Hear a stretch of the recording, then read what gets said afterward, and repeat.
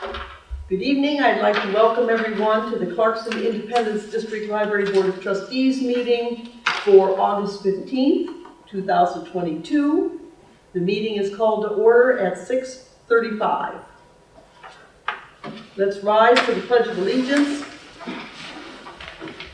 Pledge allegiance to the flag of the United States of America and to the republic for which it stands, one nation, under God, indivisible, with liberty and justice for all. Roll call, please. Jan Gaffney absent, Ian Green absent, Allison Van Kiesling. Here. Nancy Moon. Here. Marilyn Pomeroy. Here. Rochelle. Here. Meredith. Excellent. I'll accept a motion for approval of the agenda. So moved. I'll second. It's been moved and seconded to approve the agenda as presented. All those in favor, please say aye. Aye. Opposed, nay. The ayes have it. Call to the public. Yes, the public is here. Can I just sit here? Yes. I'm having more and more trouble being. We understand. Yeah. Okay, so we are having our fall book sale on September 20th through the 24th. The 20th is preview night for members of the Friends, and then the 21st through the 24th are open to the public. We had a book sale subcommittee chaired by Jim Droplet, and he and his committee came up with some great ideas to make our book sale even better this year in terms of where things are in the room and how people are trained. So they did a good job, and I think it's going to improve even beyond what we've always done. And our cart sales, Joanne wrote us that, for the whole year up through July have been $2,323. Wow. That's great. I mean, she does a great job on that. It looks very nice. It does. It looks nice, and she does a good job. She does. And July was our best month in the whole year so far. It was $431. So it is improving even. So that is my. Thank you. That will close the call to the public. I'll accept a motion to approve the consent agenda. I'll make the motion to accept the consent agenda as presented. Second? I'll second. Oh, I'm sorry. Okay, that's fine. Chris is seconded. We have 9 items. Does anyone discuss any one item in particular? If not, all those in favor, please say aye. Aye. Those opposed, nay. Motion is carried. Library statistics. Great. I just wanted to point out that the numbers are getting back to normal pre-COVID levels, so they're looking more familiar. In July, we had 8,886 visitors, over 27,000 circulations. So things are starting to feel more normal, which is very nice. That's excellent news. It is. 27,000 so far. Yes, it's good. Okay. Library director's report.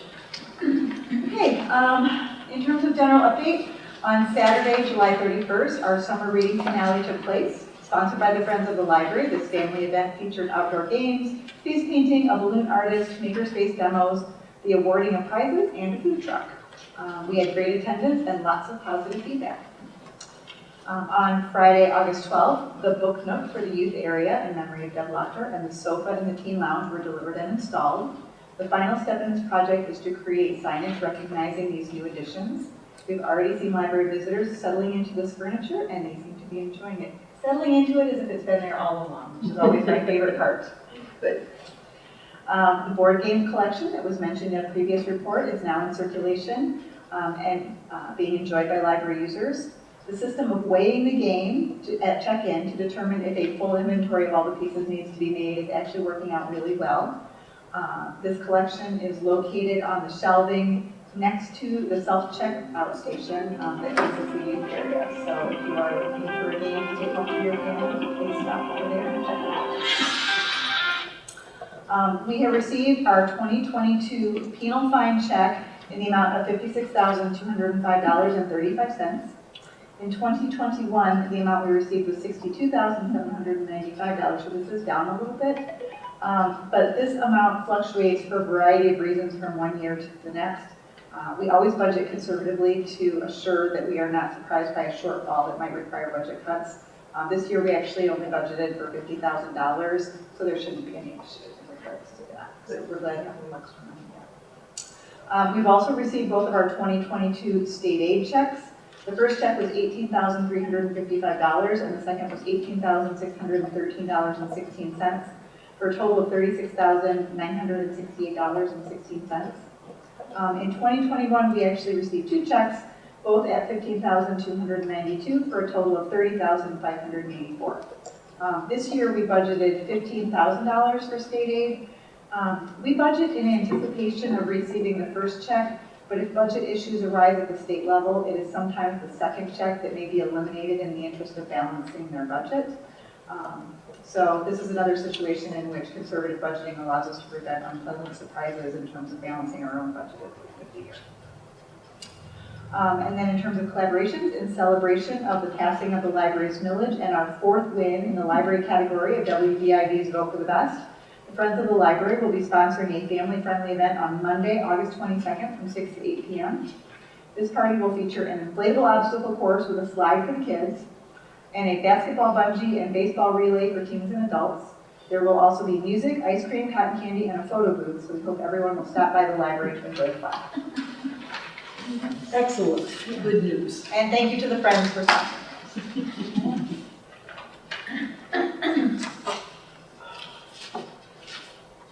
Okay, let's move to regular business.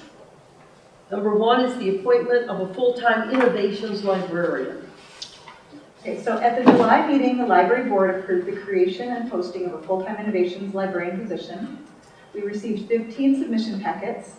The selection committee consisted of David Silverman, who is our head of adult services, Bill Bowman, who is our IT manager, Marilyn Pomeroy, and myself. We interviewed 4 candidates and narrowed the field to our top 2. References were called for both candidates. Upon further discussion, a top candidate was chosen. The selection committee recommends Leah Bruce.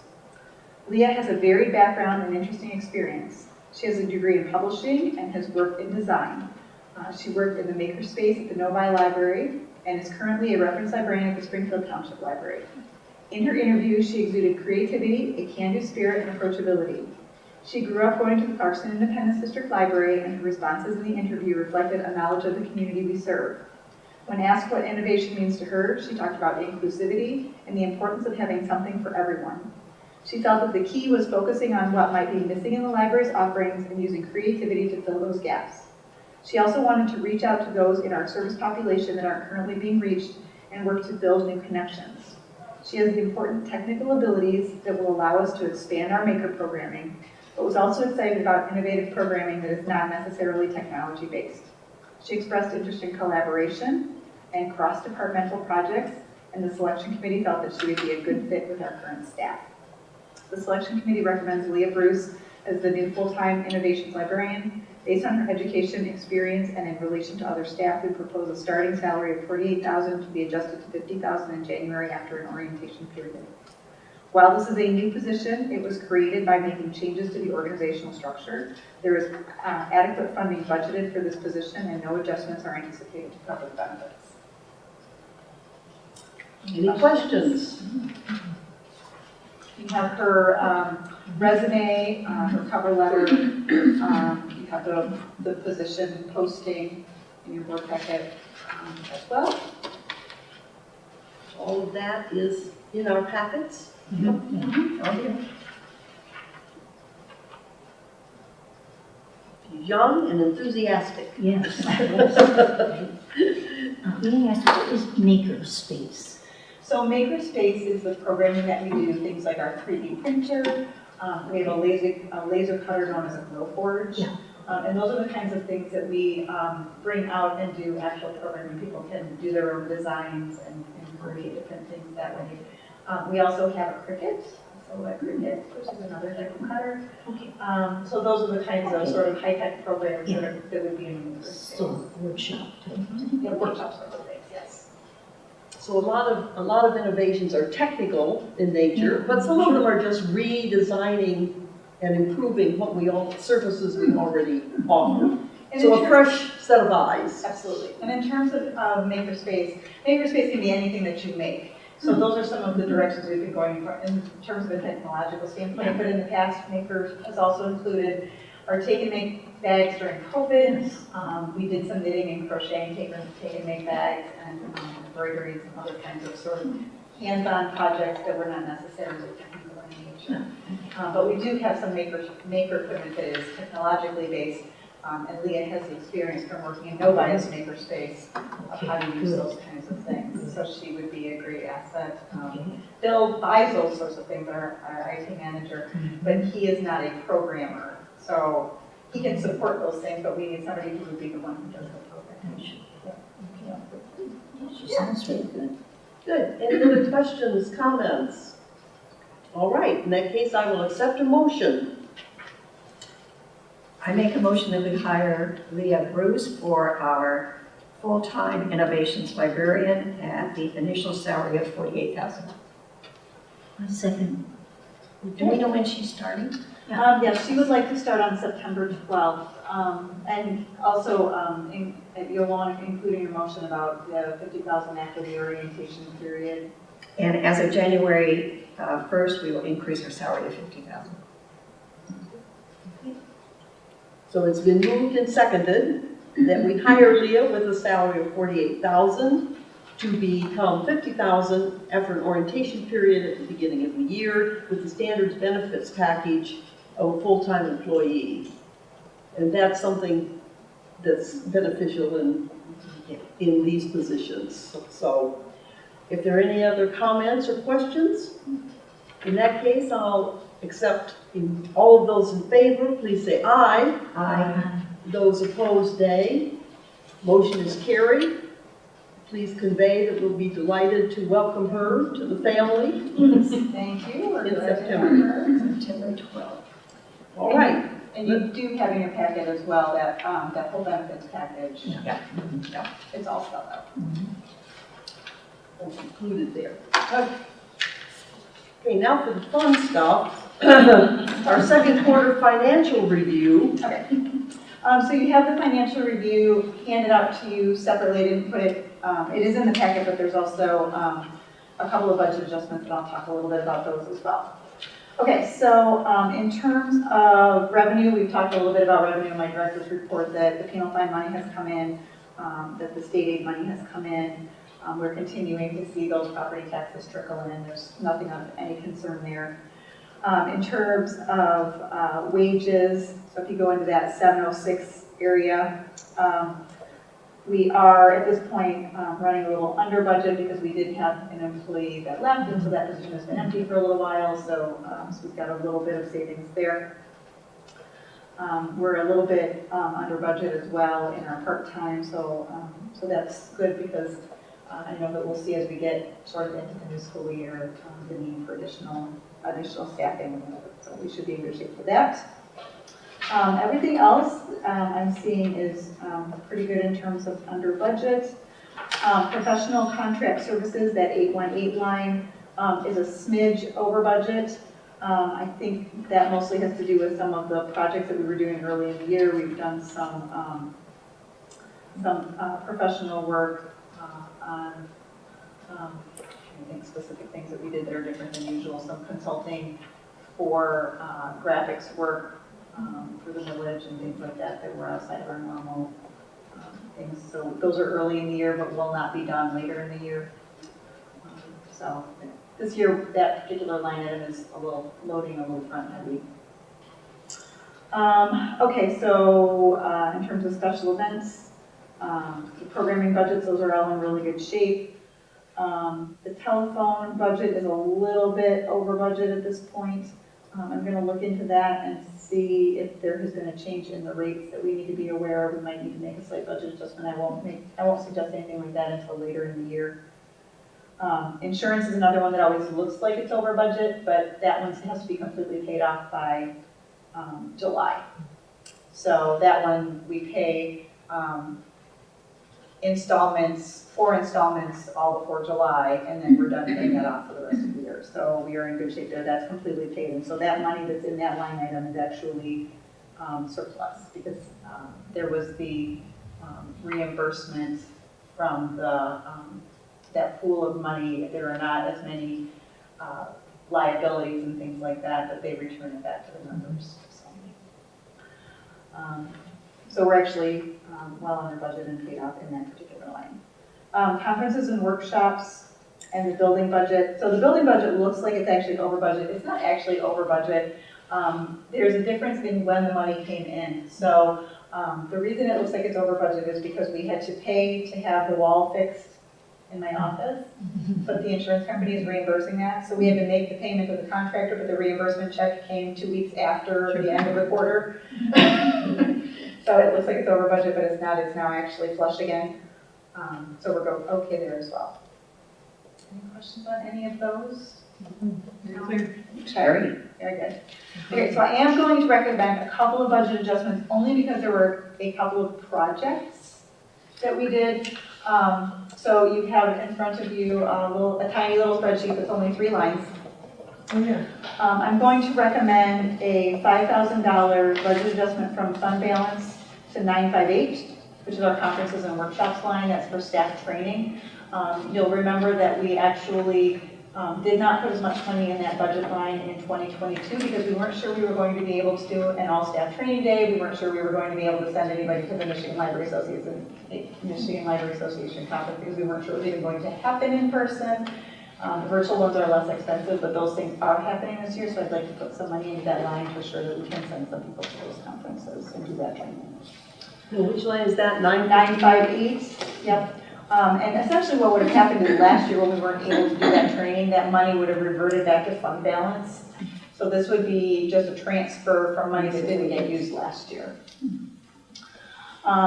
In terms of, the next item is 975, which is that building line item. $2,000 for some concrete work that we had done that we were hoping to do potentially last year. So that one also reverted back to fund balance, but we weren't able to get it done. So we added that in, so if you wouldn't mind putting that back in from fund balance, $2,000 there, and also $2,000 similarly for irrigation repairs and upgrades that could not be done last year due to the contractors just not having the staffing to be able to get that work done. So it got, like so many other things, got back funded. Would you like a motion on each one of those separately? I think you could probably just do a motion that would approve the recommended budget adjustments as presented, and I will put this into the minutes. Okay. And that will make it easy for you. Okay. I will accept that motion. I move to move the fund balance as recommended. I'll second. Okay, it's been moved and seconded that we transfer monies from the fund balance into line items 958 and 975 Right. as presented. Right. Okay, any comments or questions? Okay, all those in favor, please say aye. Aye. Those opposed, nay. Motion is carried. Okay, number 4, discussion of emergency sick leave. Okay. What happened to number 3? Or maybe I don't. Oh, The trustee representing the city. Oh, I missed number 3. Let's back up a moment. Typo, sorry. Yes, I'm sorry. Check that off and head done. Yeah. Library Board Trustee representing the city. Very important. As defined in the district library agreement, the governing body of Clarkston Independence District Library is a 7-member board with 5 trustees appointed by Independence Township and 2 trustees appointed by the city of Clarkston. The terms are 3 years, with the current term covering January 1st, 2020 to December 31st, 2022. The entire board will be going through the appointment process this fall, with the township and the city appointing and or reappointing the trustees representing their communities. Trustees must be residents of the community they represent. Unfortunately, Ann Rose, who has been representing the city of Clarkston this term, is no longer a city resident and has stepped down from CIDL's board. We are so grateful to her for her contributions to the library's success and her many years of service, both as a trustee and as a children's librarian. Right. Nancy Moon and I have been seeking a city resident who would be interested in being appointed to complete her term ending December 31st, 2022, as well as being reappointed to serve for the upcoming term of January 1, 2023 to December 31st of 2025. And I believe we have a candidate in the audience. Enough to be able to make time this evening. This is Maggie Sands. To join us. Yes. Thank you. Nancy, would you like to make a motion? I make a motion that Maggie Sands, who happens to be my neighbor, be approved or appointed as the second trustee representing the village of Clarkston on the library board. Is there a second? Second. And a third and a fourth? Thank you very much. Okay. Maggie, do you want to say a little bit about yourself? I'd be Besides glad you're just my neighbor. I'd be glad to. So I actually grew up in Clarkston, so I've been coming to Select Library from the very first library I ever attended. I grew up on Readily Lake Road on a small hobby farm there. And I've lived in Michigan on and off for my life. Spent a little time at Michigan State for my undergraduate at Boston University Graduate School. I worked in the Michigan legislature for a while, if you remember Tom Middleton, our state representative then, and then later for the Speaker of the House and working on policy. I currently work for Walmart Corporation. I've been there 18 years in various capacities, both domestic and international. And my current responsibility is domestic, and it's on community relations. So it really ties in nicely to thinking about the library and its relationship to the community. I actually technically work out of Bentonville, Arkansas, but I commute back and forth and work out of my home as well. So I just think the library, I mentioned it to Julie, I think it's a successful library is absolutely vital to, a robust community and its contribution back to the community. So I'm thrilled to be able to just be a little part of it if I get finally approved and be able to join you. Thank you. Thank you. Thank you. All right. And on that note, all those in favor, please say aye. Aye. Opposed, nay. Motion is carried, and we're happy to welcome you. Thank you. So the next step in the process is that I will pull together this information, and Maggie's providing me with her formal application. I will submit it to the city stating that you are recommending that they officially appoint her to the library board. So you've done your part, and now the city will do their part. I'll be contacting Jonathan and find out when he can put that on the agenda. So thank you so much for just zooming in here and helping us with this. Well, I'm thrilled to do it, so thank you so much for being so welcoming. Thank you. And now, number 4. Discussion of the emergency paid sick leave policy. Okay, so in June of 2020, the library board approved an emergency paid sick leave policy in response to the COVID pandemic. This policy provided paid sick time for all employees for being tested or tested positive for COVID in an effort to discourage the temptation to work while sick and risk infecting coworkers. The policy was originally effective until December 31st of 2020 and was extended by the board through 2021. In May, the board determined it would be prudent to again extend the policy through August 31st of 2022, stating that it should be reviewed again at the August 2022 meeting to see if an additional extension would be needed. We are still experiencing occasional staff outbreaks and want to continue to encourage staff to get tested and stay home until they recover from COVID in order to prevent further spread of this virus. So it is my recommendation that we extend it till the end of the year. We're not seeing a lot of outbreaks, but it is really nice for those who are testing positive to know that they will be able to pay their rent and take care of themselves, and they're not tempted to work when they're sick. So. And since it's still circulating in the community, and members of the community are still getting sick, frequently with no idea how they got it, or how it got them. Yeah. Okay. I will accept a motion. I make a motion that we approve the emergency paid sick leave policy to cover April 1, 2020 through December 31, 2022. Second. Okay, it's been moved and seconded that we continue this policy Any comments or questions? If not, all in favor, please say aye. Aye. All opposed, nay. Motion is carried. Okay, number 5, the review and approval of an RFP for accounting services. Okay. In 2019, the library went through an RFP process for accounting services. The RFP was for an accountant for 1 year with the option to extend the contract for up to 2 years for a total of a 3-year contract. The library has been working with the contracted accountant selected through this process for 2020 through 2022. We are approaching the end of that 3-year period, so it's time to go through the RFP process again. Included in your packet is a draft of an RFP. Upon approval, we would post the RFP, accept proposals in September, and make a recommendation to the board in October or November with the new contract beginning January 2023 to allow for a transitional period if a new accountant is selected. And so this is Jan Gaffney and I working on this project along with the 2 administrative assistants, Nicole and Debbie. So that's kind of our working committee on that. Oh, excellent. Any questions on that RFP?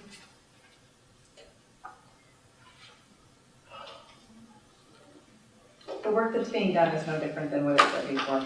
Yeah. If you're looking for a difference, you're not going to find it. Something was missing, yeah. No, we need to go through that process Looks like again. we read this before. Yes. Yeah. Vaguely familiar, yeah. No, it's been working out fine.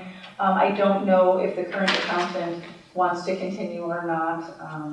She may not, I'm not sure, but we need to go through that process again, so. Okay, so I will accept the motion. I move to approve the RFP for accounting services as presented. Is there a second? I'll second. Okay, it's been moved and seconded that we approve the RFP for accounting services as presented. We've seen this before. Any other comments or questions? If not, all those in favor, please say aye. Aye. And opposed, nay. Motion is carried. Julie, how many responded the last time? Oh, I knew you were gonna ask me that. I want to say 4 or 5. Oh, so we should get Yeah, a we should reasonable get some, number.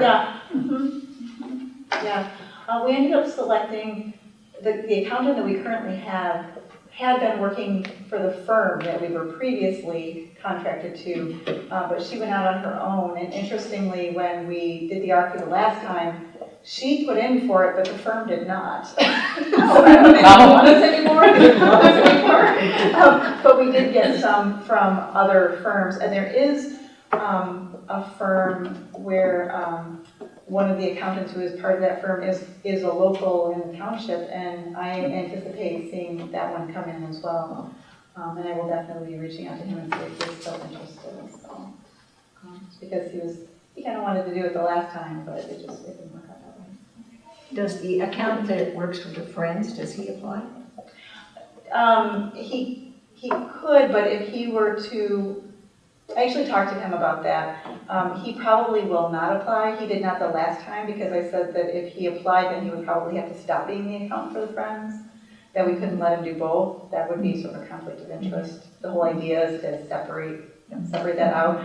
And I asked him if he had any interest in switching. He said, you know what, I would really rather keep the clients I have. That doesn't seem like a very nice thing to do. So he very generously kept the little client and let go of the big, because we're the bigger client, obviously. I'm sure the Friends appreciate that. It was very sweet of him, though. He's like, you know what, I get a lot of business via word of mouth, and I don't want to do that, so.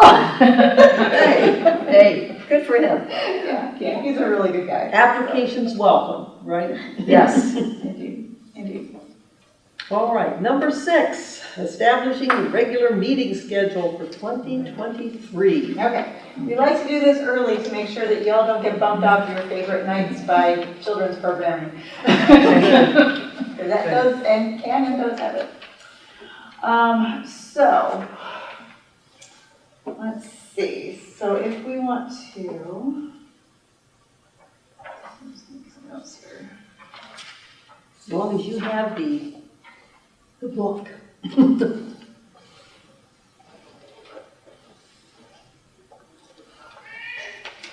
Okay, so in January, we like to have that meeting sort of early. I don't think you want to have it on January 2nd, though. So, first of all, I guess are we keeping Monday night? They're fine? Works for me. Monday night? Yeah. Do we still like 6:30 or do you want to, it makes no difference to me.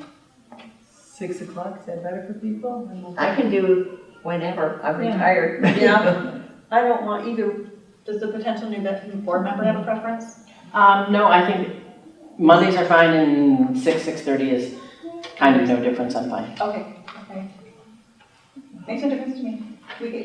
We have people trained at 6:30 now, if we want to use 6:30. Yeah. Say it again.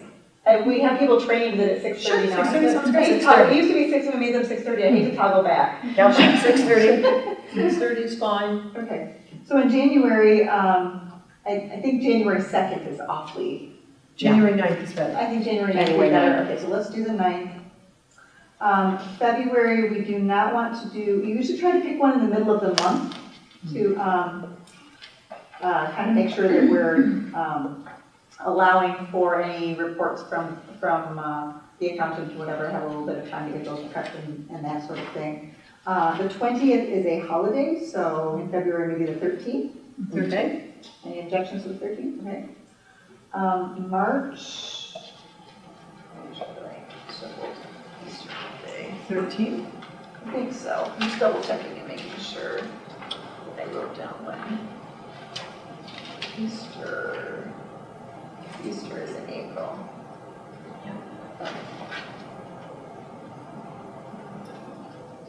Okay, so in March the 13th? Maybe I'll grab our calculators or our computers. March 13th. Yeah. You notice I made mine on paper. Okay, so April, Easter weekend, Easter is on the 9th. So I don't know how you feel about that Monday, or if you would prefer the 17th. Doesn't matter. So, You want to go ahead and do the 17th? Sure. Just to put it away from. Yep. May, the middle of the month would be the 15th? Yep. Is that okay? sounds good. Okay. June 12? 12th? I mean, in keeping with the middle of the month. Yep, there you go, middle of the month. When do we close the library in June? Do you remember? What's the last day of, it's the last day of school, The right? last day of school is, I have it written down, hang on. Probably the week before. Sundays, we would begin closing on June 11th. Yeah. That would be our first Sunday close, because school, last day of school is the 9th. 8th, 9th. Okay, not that it makes a difference to us, but, so that'll be right after we have our first closure, okay? Okay, so then in July, do you want the 10th or the 17th? 10th sounds great. The 10th? Yeah, Okay. that's great. Just throwing it out. 10th it is. August 14th? Sure. September 11th or 18th. That will be your budget meeting, your budget approval. Do you like it earlier in the month? Or do you like it? Let's do the 11th, Sure. only because if something happens and we need to reschedule it, that gives me enough time to post it properly, because that would be a public hearing. And then we can just move it to the And 18th. then we can move it, yeah, we can move it if some crazy thing happens. So, October 16th or the 9th? Maybe the 16th, if we get too early in the month, you won't get your reports from the accountant. 16th, that sounds like. We're reading the room. Yep. Now, in November, maybe the 13th? Sure. And December 11th or 18th? 11th maybe, I think we try to do the December one a little bit earlier. Yeah, right, 11th is okay. 11th is okay? Yep. Okay, so let me read those back. I have January 9th. I have February 13th. I have March 13th. I have April 17th. I have May 15th. I have June 12th. I have July 10th. I have August 14th. I have September 11th. October 16th, November 13th, and December 11th. Right. And all at 6:30. All at 6:30. All at 6:30. Sound good? Yes. Okay. I have a question. Or do we need to vote on that individually? No, all you need to do is approve the resolution setting the 2023 library board meeting schedule. The resolution is in your packet. And given those dates, you would just do the resolution as presented. But we do have to do a roll call vote. Do you want to know about any known conflicts? I know they're checking here. Certainly. The January 9th, I know I will be out of town. Okay, that's fine.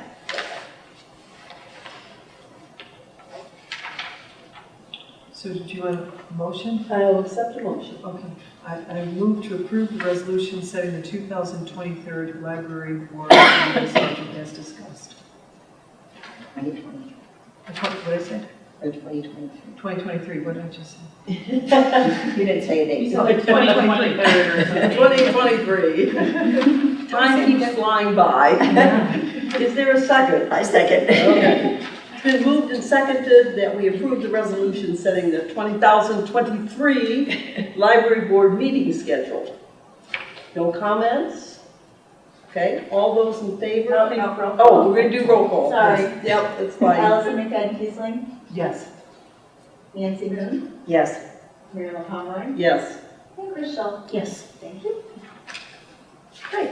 I have a question. I hope I can answer. When do we want to hold a workshop on the budget? So that is a very good question. I'm thinking that we want to do that probably the last week of August or the first week of September. You're talking about this year? Yep.